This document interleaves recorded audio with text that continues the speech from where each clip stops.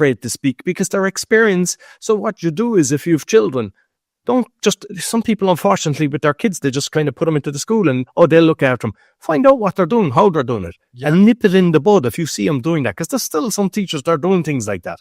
And you have to make sure you don't tolerate that kind of thing. And like what I do with my kids is, I never wanted them to be like me. So if we go into the shop and they say, I want this, here, go up and get it. No. So we're not getting it. And of course they go up and get it.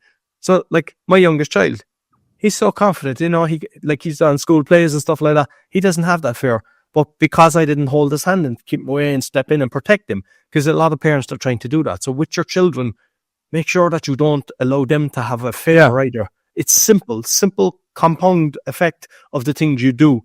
You can make them competent or incompetent, and make sure that you're helping them.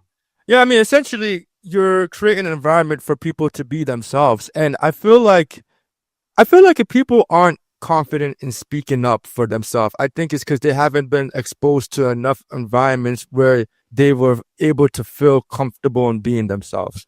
And I think that's really the ultimate thing that's probably stopping people from being good speakers, is they don't feel like they can truly be themselves. You know what I'm saying?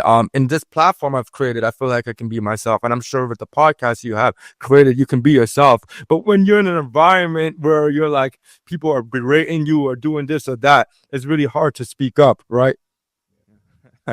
And even with this, the bad guy, I don't know, it took me a while for me to kind of have my personality. Because like being Irish, we like to laugh and joke as well. And I think I didn't let that out for a while. It took me a while to actually.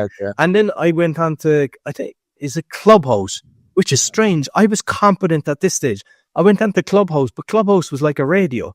I could just hear and my voice went again, and I was like, what's going on? Why am I nervous? But I didn't stop. I'm going to fix it. So within 3 or 4 times I went on.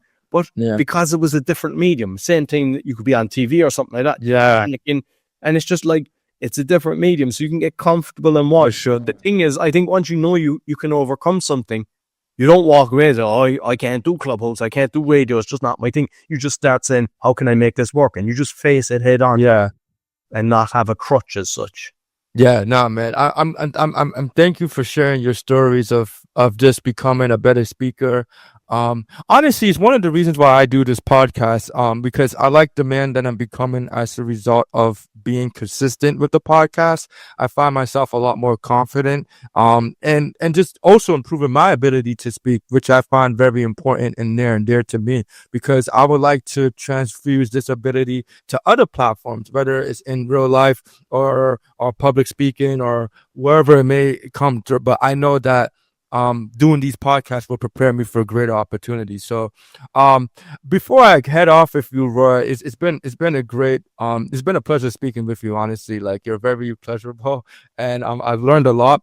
I'm curious, with all the things that you've got going on, Roy, what keeps you pushing? Like, what do you feel like is your ultimate purpose in life? To create a world better than is now for my children, instead of accepting it is this because it's just, we just have to kind of navigate and this is the way the world is. Yeah. Figuring out systems and how to take down those evil cabals that are doing it.